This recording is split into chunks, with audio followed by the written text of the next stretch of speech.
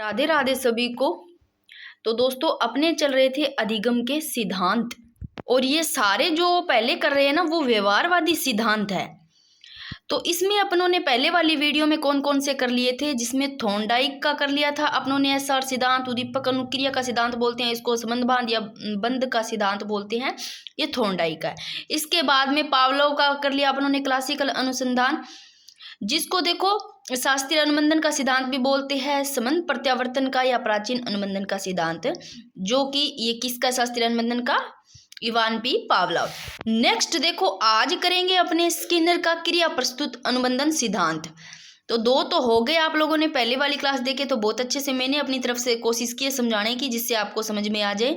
और एक मेरे को याद करवा देना, जब ये इसके सिद्धांत लास्ट में खत्म होने वाले हो तब मेरे को एक दो कमेंट कर देना, ताकि मैं आप लोगों को इनसे बनने वाले मोस्ट इंपॉर्टेंट क्वेश्चन भी साथ में ले आऊँ, कि क्वेश्चन लेके आना ताकि मेरे याद रह जाए, मैं कई बार भूल जाती हूँ। तो अपने अब करते हैं तीसरा, देखो स्किनर का क्रिया प्रस्तुत अनुबंधन सिद्धांत। इसके नाम देखो क्या क्या है, ये स्किनर का जो सिद्धांत है इसका नाम है सक्रिय अनुबंधन सिद्धांत, आरएस थ्योरी। नैमित्तिक अनुबंधन सिद्धांत भी इसी का नाम है, जो कि ये स्किनर का है। कार्यात्मक प्रतिबंधात्मक सिद्धांत, प्रतिबंधता सिद्धांत भी इस जो स्किनर का है, इसी के ये सारे नाम हैं। तो इस सिद्धांत के ये सारे नाम हैं। नैमित्तिक अनुबंधन सिद्धांत जरूर ध्यान रखना, ये इसी का है। तो ये स्किनर का आप कैसे याद रखोगे, बीएफ स्किनर का है। एक बार मैं इसको करवाने से पहले आप लोगों को थोड़ा थोड़ा ये ना जो व्यवहारवादी सिद्धांत है, इनके सभी जो प्रवर्तक है, मैं एक बार इनको एक साथ करवा देती हूँ, ताकि प्रवर्तक से क्वेश्चन आते हैं तो आप इनको याद रख सकते हो। देखो जो पहला है संबंधवाद सिद्धांत, जो कि थॉर्नडाइक का है, इसको इसी सिद्धांत का नाम एसआर सिद्धांत है। उद्दीपक अनुक्रिया सिद्धांत है, और संबंधवाद या बंध का सिद्धांत बोलते हैं, जो थॉर्नडाइक का है। फिर सेकंड है क्लासिकल अनुबंधन सिद्धांत, जो कि पावलोव का ही ये क्लासिकल अनुबंधन सिद्धांत है। तो प्रवर्तक इनके क्लासिकल अनुबंधन सिद्धांत के इवान पी पावलोव। इसी का नाम ही क्लासिकल अनुबंधन सिद्धांत का शास्त्रीय अनुबंधन सिद्धांत। आप ऐसे याद कर सकते हो कि प्राचीन समय में जो शास्त्र वगैरह थे ना, ये शास्त्रीय जो है ये ऐसे मानते थे कि पालो ये किसको, कुत्ते को। तो पावलोव से, वैसे मैंने बताया अभी, कुत्ते पर प्रयोग किया।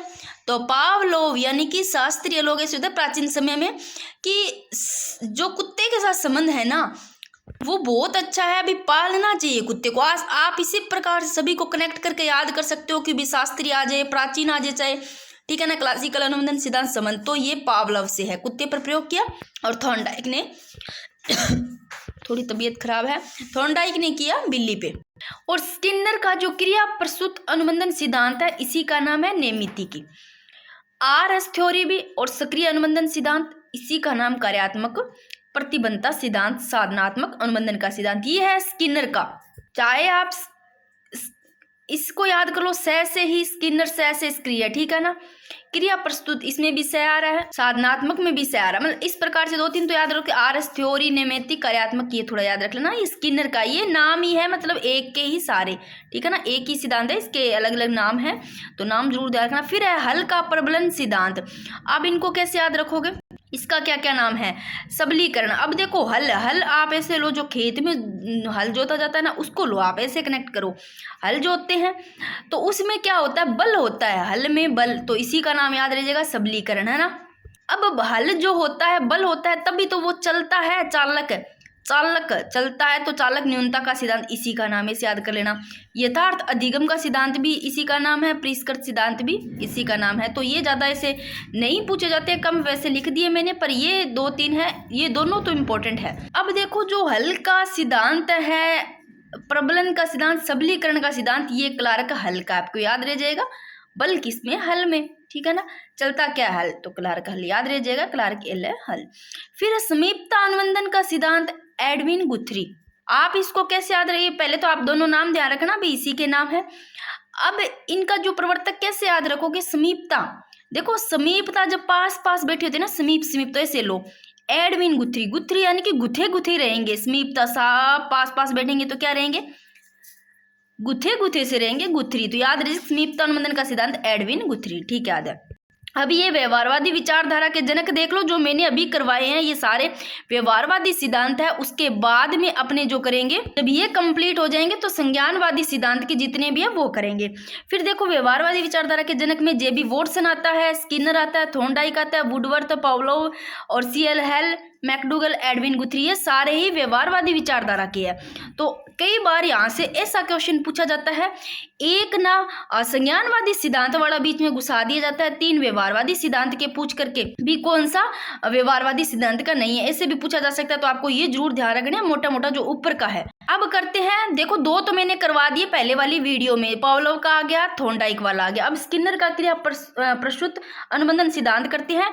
और इससे पहले मैं एक बार आप लोगों को जो संज्ञानवादी है वो और थोड़ा दिखा देती हूँ। ये लो, मैंने फर्स्ट पेज पे आपको ये लिखाया है कि व्यवहारवादी सिद्धांत के एक तरफ करवा दिए सारे और संज्ञानवादी सिद्धांत के एक तरफ करवा दिए। संज्ञानवादी वाले मोटे मोटे और देख लो। देखो गेस्टाल्ट सिद्धांत, जिसको सूझ सिद्धांत, अंतर्दृष्टि, अधिगम सिद्धांत बोलते हैं, ये इनके जो प्रवर्तक है दिया, ये 3 है, मैक्स वर्दीमर है, कोयलर है, कोफ्ता। आप ऐसे याद कर सकते हो। गेस्टाल्ट, जब गेस्ट आते हैं ना, ऐसे लो है ना घर में ना, कि रिश्तेदार है ना, तो देखो क्या सूझता है बंदे को, सूझता है कि अच्छी सी वर्दी पहने। मैक्स वर्दीमर क्या बनाए घर में, कोफ्ता बनाए है ना, तो मैक्स वर्दीमर कोफ्ता कैसे कॉलर याद रह जाएगा। अंतर्दृष्टि एकदम से उनको ऐसे सूझता है, ठीक है ना। इस प्रकार से आप याद कर सकते हो इनके प्रवर्तक। फिर है जीन प्याजे का संज्ञानात्मक विकास सिद्धांत, संज्ञानात्मक विकास जीन प्याजे है। ब्रूनर का संरचनात्मक सिद्धांत जेरोम एस ब्रूनर है। फिर है बांडूरा का सामाजिक अधिगम सिद्धांत के प्रवर्तक एल्बर्ट बांडूरा। तलरूप या क्षेत्र का सिद्धांत कुर्ट लेविन। फिर टोलमेन का चिन्ह अधिगम सिद्धांत है, ये एडवर्ड चेस टोलमेन है।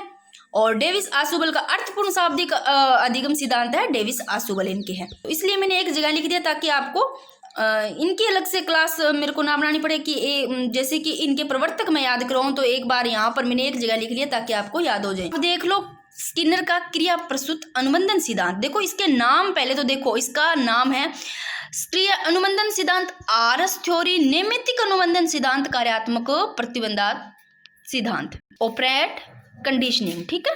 अब देखो इनके प्रवर्तक बता दिए मैंने, बीएफ स्किनर है जो यूएसए के, और इस सिद्धांत का इन्होंने प्रतिपादन कब दिया, 1938 में दिया भाई।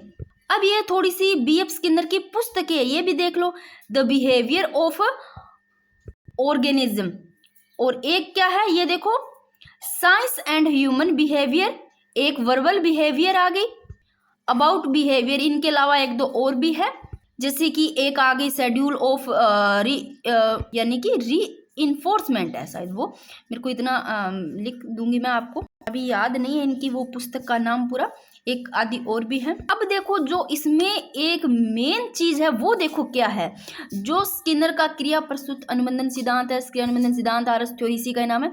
ये देखो स्किनर ने क्या किया, इसमें उद्दीपक नहीं तो अनुक्रिया नहीं का विरोध किया। ये कहते हैं भी अगर उद्दीपक नहीं है तो अनुक्रिया नहीं। उद्दीपक क्या होता है, अपने सामने जो चीज रखा होता है, मान लो किसी, अब अपना लक्ष्य देख लो है ना, वही अपने सामने लक्ष्य है, उस लक्ष्य को पाने के लिए लक्ष्य क्या होगा, उद्दीपक होगा। उसको पाने के लिए जो अपने मतलब अनुक्रिया करेंगे, यानी कि पढ़ाई करेंगे, जो भी उसको पाने के लिए करेंगे वो अनुक्रिया होती है। ऐसे ही आप सोच लो, कोई चूहा है, चूहा को आगे उद्दीपक रखा हुआ है जो खाना, वो उद्दीपक होता है। उसको खाने के लिए जो हाथ पांव मारता है वो करता है, वो अनुक्रिया करता है। तो वो यह स्किनर ने क्या कहा है, अगर उद्दीपक नहीं है तो अनुक्रिया नहीं है। उद्दीपक नहीं होगा तो वो अनुक्रिया क्यों करेगा, तो इन्होंने उद्दीपक नहीं तो अनुक्रिया नहीं का विरोध किया। पर स्किनर ने देखो क्या किया, स्किनर ने ना उद्दीपक आवश्यक नहीं बताया, कि जो सामने लक्ष्य है, जो उद्दीपक होता है ना, वो आवश्यक नहीं है। इन्होंने क्या किया, स्किनर ने उल्टा किया है। आप लोग पहले थॉर्नडाइक वाला देखना, ये वाला इसमें मैंने क्या करवाया है, और इसमें जो स्किनर है ये कहते हैं उद्दीपक आवश्यक नहीं है, अधिगम के लिए अनुक्रिया पर विशेष बल दिया। इन्होंने, स्किनर ने अनुक्रिया पर ज्यादा बल दिया है। जो बंदा ना हाथ पांव मिलाएगा, जो अनुक्रिया करेगा, पहले इन्होंने अनुक्रिया को विशेष महत्व दिया, विशेष बल दिया है। और प्रयोग जो किया इन्होंने सफेद चूहे पर किया। स्किनर ने किसने, सफेद चूहे और कबूतर पर किया, दोनों पर ही किया। जैसे कि ये मानते हैं ना कि लोग मतलब कहते हैं, जैसे कि आप थॉर्नडाइक वाला देखा, इन्होंने कहा भी उद्दीपक नहीं तो अनुक्रिया ही नहीं, उद्दीपक माना। परंतु ये जो स्किनर है, इन्होंने उद्दीपक को आवश्यक ही नहीं माना, इन्होंने तो अधिगम के लिए अनुक्रिया पर विशेष महत्व दिया। यानी कि इन्होंने कहा कि पहले अनुक्रिया होती है, पहले अनुक्रिया होगी फिर क्रिया है ना वो मतलब सबसे ज्यादा महत्व देते हैं, मतलब क्रिया को ही, यानी कि अनुक्रिया को ही। फिर आगे जो होता है वो करेंगे, यानी कि उद्दीपक बाद में। तो इन्होंने सबसे ज्यादा माना है वो अनुक्रिया पर बल दिया, यानी कि जो क्रिया करते हैं इन्होंने कहा कि सबसे ज्यादा जो इम्पोर्टेंट होती है वो अनुक्रिया होती है। ये क्या कहते हैं कि जब हमें उद्दीपक मान लो प्राप्त होता है तभी मतलब बार बार क्या करते हैं, अनुक्रिया करते हैं। जैसे इन्होंने ना जैसे चूहे पर प्रयोग किया था और एक कबूतर पर किया था, और 1938 में तो किया था इन्होंने इस चूहे पर, और कबूतर पर करते हैं 1943 में। मैंने आगे बॉक्स वगैरह बना करके दिखा रखा है, अपने वहां करते हैं कि ये ही स्किनर का क्रिया प्रस्तुत अनुबंधन सिद्धांत, फिर आपको समझ में आ जाएगा। ये देखो कि जो स्किनर है ना, स्किनर इन्होंने क्या, अधिगम है, उद्दीपक है, उसको तो ज्यादा महत्वपूर्ण मानना ही नहीं है, अनुक्रिया जो क्रिया होती है उनको ज्यादा महत्वपूर्ण माना उन पे। तो ये जरूर ध्यान रखना कि स्किनर ने किस पर ज्यादा विशेष महत्व दिया है। तो इन्होंने जो विशेष महत्व दिया है वो अनुक्रिया जो क्रिया है उस पर सबसे ज्यादा महत्व दिया है, उद्दीपक कोई जरूरी नहीं होता, इन्होंने कहा। जैसे देखो कि अभी यहाँ पर देखो कि स्किनर का जो पहला प्रयोग हुआ वो चूहे पर हुआ, चूहे पर किया 1938 में, और स्किनर का जो दूसरा प्रयोग था कबूतर पर भी किया 1943 में। तो ये कहते हैं भी पहले तो अनुक्रिया जो क्रिया है वो जरूरी है, क्रिया के बाद में इनको पुनर्बलित उद्दीपक दिया जाता है। जैसे कि ये बॉक्स है देखो, इसमें ये ना एक बार प्रेसिंग ऑपरेटर्स बॉक्स है भाई, इसमें चूहा है देख लो। और इन्होंने स्किनर ने भी ये जो चूहा है ना भूखा था इस पर ये प्रयोग किया था, इस बार प्रेसिंग ऑपरेटर्स बॉक्स में इसको बंद कर दिया था। स्टार्टिंग में तो ये देखो चूहा ना इसको जब खाना नहीं मिला था इधर उधर घूम रहा था, उछल कूद कर रहा था आराम से। जैसे ये बार बार उछल कूद किया था अचानक से इसका क्या हो गया, लीवर पर ऐसे मतलब पैर सा दब गया था। घंटी की आवाज आई और आवाज के कारण उसको तुरंत ही उपरांत क्या हो गया, भोजन इसका तस्करी थी वहां पर आके मतलब टुकड़ा सा आ गया था। फिर ये भोजन को देखकर उस भोजन को खा लेता है भाई। तो ऐसे ही ये ना जैसे बार बार प्रयास करता है तो चूहा जैसे ही लीवर दबा करके तस्करी में भोजन गिरना मतलब ऐसे सीख जाता है भी, इस प्रकार से होता है। यही बात है कि भी क्रिया के उपरांत जैसे ये बार बार क्रिया करता है, पहले क्रिया कर रहा है इसमें, और उसमें तो क्या था, उसमें तो पहले उद्दीपक था, सामने भोजन रखा हुआ था और बाद में वो मतलब ऐसे पहले उसको भोजन दिया जाता है और फिर बाद में वो अनुक्रिया करता है ना। इसमें क्या है, ये खुद पहले अनुक्रिया कर रहा है ना, और बाद में जैसे अनुक्रिया करता है तो अनुक्रिया के उपरांत इसको जो पुनर्बलन जरूरी है, पुनर्बलन में अगर उद्दीपक दिया जाता है तो पुनर्बलन में इसको उद्दीपक दिया जाता है। जैसे कि इसको वो खाना मिल रहा था, जैसे टुकड़ा आ गया था, तो जो उद्दीपक है पुनर्बलन में अगर दिया जाता है, पहले क्रिया करेगा फिर पुनर्बलन में अगर उद्दीपक दिया जाता है तो फिर क्या करता है, ये बार बार उसको दोहराता है, और ऐसे इसको जब पुनर्बलन मिलता है तो वो अधिगम और ज्यादा दृढ़ हो जाता है। वैसे छोटे बच्चों को देखा होगा आप लोगों ने, कोई भी काम करते हैं क्रिया करते हैं तो आप उनको पुनर्बलन जरूर देते होंगे। पुनर्बलन में क्या देते हैं, चाहे चॉकलेट टॉफी कुछ तो देते होंगे, तो उस पुनर्बलन को देख करके या फिर उसकी प्रशंसा करते हो, कुछ भी उसको पुरस्कार देते हो, तो वो उसको जो उसको दिया है उसके लालच के लिए वो बार बार क्रिया करेगा कि उसको पाऊं, मेरे को फिर से ये चीज मिलेगी। तो ये देखो स्किनर, हमें क्रिया करते रहना चाहिए और क्रिया के तुरंत बाद बालक को पुनर्बलन देना चाहिए, क्योंकि पुनर्बलन मिलने से क्रिया करने की गति में तीव्रता आ जाती है। जिसे छोटे बच्चे पर ही ले लो आप, अगर उसके आगे पुनर्बलन नहीं है तो फिर वो नहीं करेगा, और अगर दे दिया जाता है चाहे शाबाशी दो चाहे कुछ भी दो तो फिर उसकी जो तीव्रता उसमें और ज्यादा गति आ जाती है। तो आप लोग देख लो भाई, ये क्रिया प्रस्तुत अनुबंधन सिद्धांत स्किनर का ये दो पर करता है, पहले तो 1938 में चूहे पर, 1943 में कबूतर पर। आज जो वर्तमान में जो शिक्षा है ना वो देखो इसी सिद्धांत पर आधारित है, आप देख लो भाई। क्योंकि अब देखें जो वर्तमान में है ना वो बालक है, बालक को पुनर्बलन के द्वारा ही उसको ज्यादा अध्ययन करवाया जाता है। पहले पुनर्बलन दिया जाता है, पुनर्बलन देंगे तभी तो उसको अच्छे से अध्ययन करवा सकते हैं। तो आज वर्तमान में जो शिक्षा दी जा रही है वो कौन से पर है, इस वाले सिद्धांत पर, क्रिया प्रस्तुत अनुबंधन सिद्धांत जो स्किनर का है इस पर है। और ये वाला जो है ना बार प्रेसिंग ऑपरेटर बॉक्स, इसको नाम भी दिया गया स्किनर बॉक्स नाम दिया गया, ठीक है ना। पहले नाम इसका यही था, क्रिया प्रस्तुत अनुबंधन बॉक्स था, और बाद में स्किनर बॉक्स कर दिया था। इन्होंने ना एक टर्म का और भी यूज किया था, प्रयोग किया था। देखो ये एक अभिकर्मित अनुदेशन है, ये एक सिद्धांत है अभिकर्मित अनुदेशन, ये भी बीएफ स्किनर ने दिया। देखो जो यह क्रिया प्रस्तुत अनुबंधन सिद्धांत है ये स्किनर ने दिया। इसके बहुत सारे नाम है, मैंने बताया पीछे सारे लिख रखे हैं, क्या क्या नाम है, आरएस सिद्धांत भी, आरएस थ्योरी, नैमित्तिक अनुबंधन सिद्धांत भी इसी का है, कार्यात्मक प्रतिबद्धता भी इसी सिद्धांत का नाम है, और ऑपरेटिंग कंडीशनिंग सक्रिय अनुबंधन सिद्धांत यही है। तो अब देख लो, अभिकर्मित अनुदेशन है, ये सिद्धांत भी बीएफ स्किनर ने दिया। देखो, बालक शिक्षक की सहायता के बिना, जो टीचर है उसकी सहायता के बिना अपनी गति से, यानी कि उसको शिक्षक की जरूरत नहीं पड़ती, शिक्षक की सहायता के बिना ही वो अपने खुद की गति से पाठ्य वस्तु के जो छोटे छोटे भाग है करके उनको अधिगम करते हुए स्वयं सीखता है। तो अभिकर्मित अनुदेशन में यही होता है कि टीचर की जरूरत नहीं पड़ती है, वो उनकी सहायता के बिना ही खुद की गति से वो छोटे छोटे उनको भागों में बांट करके अधिगम करना खुद सीखता है। तो ये अभिकर्मित अनुदेशन है। इसके 4 प्रकार होते हैं। कौन कौन से थे? 4 प्रकार भी देखना इंपॉर्टेंट है, कई बार इनके भी ये पूछे जा सकते हैं प्रवर्तक। देखो, इसमें एक है रेखीय अभिकर्मित अनुदेशन, एक है, दूसरा है साक्ष्य अभिकर्मित अनुदेशन, और तीसरा है मैथमेटिक्स अभिकर्मित अनुदेशन, और चौथा है कंप्यूटर अभिकर्मित अनुदेशन। अब जो रेखीय अभिकर्मित अनुदेशन है इनके प्रवर्तक बीएफ स्किनर, और साक्ष्य अभिकर्मित अनुदेशन है इनके प्रवर्तक देखो साक्ष्य वाले के नॉर्मन ए क्राउडर, और जो मैथमेटिक्स अभिकर्मित अनुदेशन है इनके थॉमस एफ गिलबर्ट। देखो, जो रेखीय अभिकर्मित अनुदेशन है इसमें क्या करता है? रेखीय अभिकर्मित अनुदेशन में यानी कि बालक जो पहले का ज्ञान है, जो पूर्व का ज्ञान है, उनसे नए ज्ञान की ओर बढ़ने से अधिगम करता है। एक बालक है उसको क्या होता है? रेगुलर, निरंतर यानी कि पुनर्बलन की प्राप्ति होती है, इसमें ध्यान रखना, बीएफ स्किनर का है। सेकंड है साक्ष्य अभिकर्मित अनुदेशन, जो कि ब्रांचिंग, साक्ष्य अभिकर्मित अनुदेशन, इनके प्रवर्तक जरूर ध्यान रखना, ये इंपॉर्टेंट है, ये वाले दोनों इंपॉर्टेंट है, पहला और दूसरा, इनके बाकी का नहीं कह सकती। ये है नॉर्मन ए क्राउडर, इनके प्रवर्तक। और इसमें साक्ष्य अभिकर्मित अनुदेशन में क्या किया जाता है?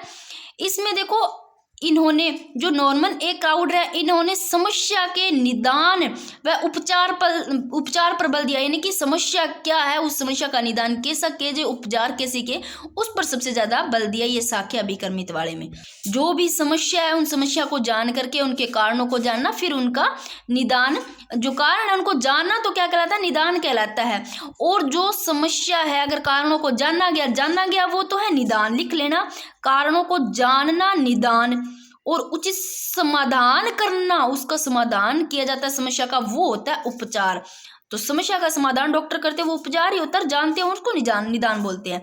फिर मैथमेटिक्स अभिकर्मित अनुदेशन, इनके प्रवर्तक थॉमस एफ गिलबर्ट। तो इन्होंने किस पर बल दिया? मैथमेटिक्स अभिकर्मित अनुदेशन में जो थॉमस एफ गिलबर्ट है इन्होंने पाठ्य वस्तु के स्वामित्व पर बल दिया। फिर चौथा है कंप्यूटर अभिकर्मित अनुदेशन। देखो, कंप्यूटर में जो वांछित अनुदेशन है उनके आधार पर जो तैयार पैकेज होते हैं उनको स्वयं कंप्यूटर में लोड करता है, जैसे मैथ हो गया, कोई अन्य जैसे कंप्यूटर वगैरह, इसमें जैसे प्रकरणों में जो भी कोई प्रोग्राम होते हैं वो सब। तो आप लोगों को स्किनर का ये आ गया होगा, जो क्रिया प्रसूत अनुबंधन सिद्धांत है, अच्छे से बहुत ज्यादा समझ में आ गया। ज्ञान क्रिया के उपरांत पुनर्बलित उद्दीपक दिया जाता है, पुनर्बलन दिया जाता है, जो कोई उद्दीपक होता है। अब पुनर्बलन भी देखो 2 प्रकार के होते हैं, एक तो होता है धनात्मक पुनर्बलन और एक होता है ऋणात्मक पुनर्बलन, पॉजिटिव और नेगेटिव। यानी कि जो होता है ना धनात्मक, ऐसा पुनर्बलन जिसकी सहायता जो अनुक्रिया हो रही है ना उसके होने की संभावना बढ़ जाती है, वो तो अगर बढ़ेगी तो वो तो हो गया धनात्मक, वो तो पॉजिटिव होगा। अगर धनात्मक उद्दीपक है उसको प्रस्तुत कर दिया, जो अनुक्रिया है उसका दोबारा होने की ज्यादा संभावना बढ़ जाती है। जैसे आप इसमें ले लो, जो धनात्मक वाला है पुनर्बलन, उसमें जैसे पुरस्कार हो गया, भोजन, पानी, ये मतलब आप देखो पुनर्बलन जैसे भोजन का दे दिया, चाहे पुरस्कार का कुछ भी इनाम रख लो, कुछ भी है ना, प्रशंसा करते हैं जो भी। और जो धनात्मक, जो ऋणात्मक पुनर्बलन होता है, जो नेगेटिव होता है, उसके द्वारा जो विपरीत उद्दीपक होता है उसको रोकने या टालना होता है ना, उसके लिए की गई जो क्रिया होती है वो होता है नकारात्मक पुनर्बलन। ये हो गया। अब आगे देखते हैं व्यवहारवादी जो जितने भी सिद्धांत है इस वीडियो में अपने कंप्लीट कर लेंगे। नेक्स्ट वीडियो होगी वो अपने संज्ञानवादी सिद्धांत की करेंगे। तो अब देखो, इसका जो हल का प्रबलन सिद्धांत है ये भी व्यवहारवादी सिद्धांत है, और इनके प्रवर्तक, पहले तो इनके नाम देखो। हल का, हल मैंने कैसे करवाया था, हल में बल होता है, इसी का नाम है सबलीकरण। हल चलता है, चलाते हैं ना हल को खेत में, तो चालक न्यूनता का सिद्धांत, यथार्थ अधिगम का सिद्धांत इसी के नाम है। और किन्होंने दिया? ये क्लार्क एल हल ने। अब ये देखो, ये ना, ये मैं पहले बाद में बताती हूँ, पहले आप ये देखो कि सीखने के प्रबलन सिद्धांत का प्रतिपादन ये इन्होंने अमेरिका के क्लार्क एल हल ने अपनी पुस्तक देखो प्रिंसिपल ऑफ बिहेवियर में कब 1915 में किया भाई प्रतिपादन। तो इनकी पुस्तक ध्यान रख लेना, 1915 में किया। हल एक व्यवहारवादी मनोवैज्ञानिक थे, अभी अपने व्यवहारवादी सिद्धांत कर रहे हैं। तो हल एक व्यवहारवादी मनोवैज्ञानिक थे और अधिगम में इन्होंने निगमनात्मक विधि का भी प्रयोग में लिया। किन्होंने, जो ये हल है, इन्होंने अधिगम में कौन सी विधि का, निगमनात्मक विधि को भी प्रयोग में लिया। अब देखो, हल ने अपनी पुस्तक, मोस्ट इंपॉर्टेंट, हल ने अपनी पुस्तक, इनकी पुस्तक है व्यवहार के सिद्धांत, यानी कि प्रिंसिपल ऑफ बिहेवियर, व्यवहार के सिद्धांत। इन्होंने इसमें लिखा है कि सीखना आवश्यकता की पूर्ति की प्रक्रिया द्वारा होता है। सीखना आवश्यकता की अगर पूर्ति है ना, अगर पूर्ति करनी है, अगर अपने को आवश्यकता की जहां कमी है, कमी होगी तभी तो पूर्ति करेंगे। तो सीखना आवश्यकता की पूर्ति की प्रक्रिया द्वारा ही होता है। जब अपने को कमी लगेगी तो उसमें पूर्ति करेंगे। ये देखो, ये हल क्या कहते हैं, हल कहते हैं कि सीखने के लिए पुनर्बलन है वो जरूरी है। सीखने के लिए क्या जरूरी है, सीखने के लिए पुनर्बलन आवश्यक है। क्या, कौन कहते हैं, हल कहते हैं पुनर्बलन जरूरी है। आप ऐसे लो, मान लो कोई छोटा सा बच्चा है, कोई भी बच्चा है, पढ़ाई कर रहा है, छोटा बच्चा छोटी क्लास में है, अगर वो अच्छा काम करता है, अच्छा अंक लेकर आता है, तो आप उनको कुछ उसके बदले में पुनर्बलन कुछ दोगे। क्या दोगे, या तो आप उसको चॉकलेट दे दोगे, या शाबाशी, प्रशंसा, कुछ भी दोगे, पुरस्कार। तो इसमें होता है बिल्कुल सकारात्मक होना, नकारात्मक नहीं होता है, सकारात्मक होता है। सकारात्मक जो उसको पुनर्बलन दिया जाता है वो ही होता है, ना कि नेगेटिव दिया जाता है। आप अगर दंड पुरस्कार दोगे तो वो नेगेटिव में आ जाता है, आपको सकारात्मक पुनर्बलन देना है तभी वो कर सकता है। तो हल क्या कहते हैं, हल कहते हैं कि सीखने के लिए क्या जरूरी है, सकारात्मक जो पुनर्बलन है वो जरूरी है। सीखने के जो सीखने का आधार है वो आवश्यकता की पूर्ति है। ये हल कहते हैं सीखने के लिए पुनर्बलन आवश्यक, सीखने का आधार आवश्यक की पूर्ति, आवश्यकता की पूर्ति। तो आवश्यकता की पूर्ति कब करेगा, आवश्यकता की पूर्ति, ये शब्द किसके लिए आया, अगर किसी चीज की कमी होगी तभी तो पूर्ति करेगा वो। मान लो भूख लगी है तो उसको भोजन की जरूरत है, उसको आवश्यकता, तभी तो वो आवश्यकता की पूर्ति करेगा। अब देख लो, पुनर्बलन भी दो प्रकार के होते हैं। एक होता है सतत पुनर्बलन, एक होता है असतत या आंशिक पुनर्बलन। जो सतत पुनर्बलन दिया जाता है, जो कंटिन्यू, लगातार, ये सतत लगातार पुनर्बलन होता है। और असतत यानी कि जो आंशिक आप देख लो भी, आंशिक कभी देगा कभी नहीं देगा, तो कभी पुनर्बलन देना और कभी नहीं देना। इसके अलावा जो असतत जो आंशिक पुनर्बलन है, इसमें आगे एक अनुपातिक पुनर्बलन, एक अंतराल पुनर्बलन होता है। जो अनुपात पुनर्बलन होता है वो कार्य के अनुपात में पुनर्बलन दिया जाता है। भाई इतना कर लिया, उसका अनुपात हो जाता है, उसमें पुनर्बलन बीच बीच में दिया जाता है और अनुपात में। और अंतराल पुनर्बलन क्या होता है, अंतराल यानी कि समय का कुछ अंतराल दे करके, समय के अनुसार पुनर्बलन दिया जाता है, वो अंतराल होता है। तो आप लोग ये भी थोड़ा ध्यान रखना ना। नोट, मोस्ट इंपॉर्टेंट ये लाइन मैंने लिखी है कि अगर क्वेश्चन आता है व्यवहार सिद्धांत में सबसे पहले पुनर्बलन का प्रयोग तो स्किनर ने किया। व्यवहार सिद्धांत में सर्वप्रथम पुनर्बलन का प्रयोग स्किनर ने, इसको मोस्ट इंपॉर्टेंट लगा लो क्योंकि ये चीज आप भूल सकते हो। पुनर्बलन का सीधा सिद्धांत पूछे, देख लो, पुनर्बलन का सीधा सिद्धांत पूछा जाता है तो आता है हल का। परबलन या पुनर्बलन या सबलीकरण, चालक, यथार्थ, अधिगम, ये तो हल का हो गया। और व्यवहार सिद्धांत में सर्वप्रथम पुनर्बलन का प्रयोग स्किनर ने किया। ये भी ध्यान रखना, पुनर्बलन दो प्रकार के कैसे, सतत पुनर्बलन लगातार दिया जाता है। मान लो एक छोटा सा बालक है, उसे मान लो 2 प्रश्न हल करने को दे दिए और दोनों प्रश्नों पर ही उसको लगातार पुनर्बलन मिला, शाबाश तू तो बड़ा होशियार है वे, ऐसे है ना। तो मान लीजिए उसको कह देते हैं इस क्लास का तू तो बच्चे टॉपर है। तो ऐसा जो पुनर्बलन दिया जाता है वो सतत पुनर्बलन होता है। पहले प्रश्न में भी दे दिया, दूसरे में भी दे दिया, मान लो 3 क्वेश्चन पूछे, तीसरे में भी दे दिया, तो बार बार सतत दिया जा रहा है, वो सतत होता है। और जो असतत या आंशिक होता है वो यानी कि कुछ वो करेगा, मान लो एक प्रश्न पर दे दिया, फिर दूसरे पे नहीं दिया, तीसरे पे नहीं दिया, फिर चौथे पे दे दिया जाता है, यानी कि कभी दे दिया कभी नहीं दिया, वो होता है। तो ये वाला भी आपको अच्छे से समझ में आ गया होगा। अब इसका जो व्यवहारिक सिद्धांत है व्यवहारवादी, उसमें एक और बचा है समीपतानुबंधन, वो भी अपने इसी में ही कर लेते हैं ताकि व्यवहारवादी सिद्धांत अपने 2 या 3 वीडियो में कंप्लीट हो जाते हैं। फिर अपने करेंगे संज्ञानवादी सिद्धांत। तो आपको ध्यान रखने व्यवहारवादी सिद्धांत कौन से, संज्ञानवादी सिद्धांत कौन से है। तो जहां भी आप पढ़ते हो आपका गोलमोल हो जाता है, कौन सा क्या है कुछ पता नहीं, तो आपको एक प्लेलिस्ट चेक कर लेना, चाहे आप देख लेना सारी क्लासें जो इसकी पार्ट 1 से अधिगम से लेकर के सारी क्लासें देखते हो तो आपको चीज समझ में आ जाता है कि कौन से सिद्धांत कैसे है। ये रहा एक सिद्धांत बचा है इसका व्यवहारवादी का, कौन सा, समीपता अनुबंधन का सिद्धांत। स्थापनता का सिद्धांत या समीपता का, ठीक है। इसको ही प्रतिस्थापन सिद्धांत भी बोलते हैं। तो इनके जो प्रतिपादक है वो एडविन गुथरी। मैंने कैसे बताया, समीपता गुथरी, समीप अगर पास पास में बैठे तो गुथे गुथे बैठेंगे गुथरी। आप इनके प्रतिपादक कैसे याद कर सकते हो। अब देखो जो समीपता अनुबंधन सिद्धांत है, इस सिद्धांत में देखो उत्तेजना, जो उद्दीपक होता है, उत्तेजक होता है, उत्तेजना और अनुक्रिया जो क्रिया होती है अनुक्रिया, उत्तेजना व अनुक्रिया के बीच एक संबंध स्थापित करने पर बल दिया है, उसके बीच में एक संबंध स्थापित करने पर। ये देखो मैंने यहाँ एक तरफ उद्दीपक लिखा है, यानी कि जो उद्दीपक है, जो उत्तेजक है, जो एक तरफ मैंने प्रतिक्रिया लिखा है। इन दोनों के बीच में संबंध स्थापित करने पर जो बल दिया जाता है वो इन दोनों के बीच में। अब ये भी बताऊंगी, इससे पहले आप थोड़ा सा ये देख लो कि समीपता अनुबंधन का सिद्धांत प्रतिपादक एडविन गुथरी, इस सिद्धांत में उत्तेजना अनुक्रिया के बीच संबंध स्थापित करने पर बल ज्यादा दिया है। प्रयोग जो किया है इन्होंने, मोस्ट इंपॉर्टेंट जो पहला है वो खरगोश पर ही किया है। इसके अलावा बिल्ली पर, पीटर नामक बालक पर भी इन्होंने किया। तो आप खरगोश का जरूर ध्यान रखना कि जो एडविन गुथरी है इन्होंने खरगोश पर, खरगोश तो नहीं बना पर जैसा भी बना है खरगोश पर दिया। अब ये देखो मैंने इस प्रकार लिखा है कि उद्दीपक जो उत्तेजक है और प्रतिक्रिया इनके बीच में संबंध। मान लो आप ऐसे लो, ये कुत्ता है एक और ये आप हो, ठीक है, यहाँ कुत्ता है और यहाँ आप हो। आप ऐसे सोचो, ये जो कुत्ता है ना आपको क्या काट लेता है, दांतों से मान लो काट लेता है कुत्ता। अब आपको कुत्ते ने काट लिया और आपको बड़ा दर्द हो रहा है, ठीक है। तो अब आप यहाँ से, कुत्ते ने जैसे ही काटा आप यहाँ से रफू चक्कर हो गए, भाग गए। अब जैसे ही आप कभी आते हो और आपको ये कुत्ता दिखता है, कैसा भी इस प्रकार का कुत्ता दिखता है, तो आपको ये लगेगा ये कुत्ता मुझे फिर से काटेगा। अब आपको ये लगेगा, तो अब आप और इन दोनों के बीच में क्या हो गया, एक साहचर्य स्थापित हो गया, यानी कि आपके बीच में एक संबंध स्थापित हो गया। जब भी आपको ये दिखेगा आपके माइंड में छपेगा, आएगा रा करके मुझे ये कुत्ता फिर से काटेगा। तो देखो कभी भी भविष्य में जब भी उद्दीपक सामने आएगा, जैसे ये कुत्ता है, जब भी आपके सामने आएगा तो आप बार बार वही प्रतिक्रिया दोहराओगे कि ये कुत्ता आया है मुझे फिर से काटेगा, और आप यहाँ से फिर से रफू चक्कर माइंड में बैठ जाएगा। तो आप दोनों के बीच में क्या हो गया, जो उद्दीपक कुत्ता है, आप प्रतिक्रिया, यानी उद्दीपक उत्तेजक और प्रतिक्रिया जो अनुक्रिया है, आप जो बार बार प्रतिक्रिया कर रहे हो भागने की इस प्रकार से, तो आप दोनों के बीच में देख लो भाई एक साहचर्य स्थापित हो गया, एक संबंध स्थापित हो गया।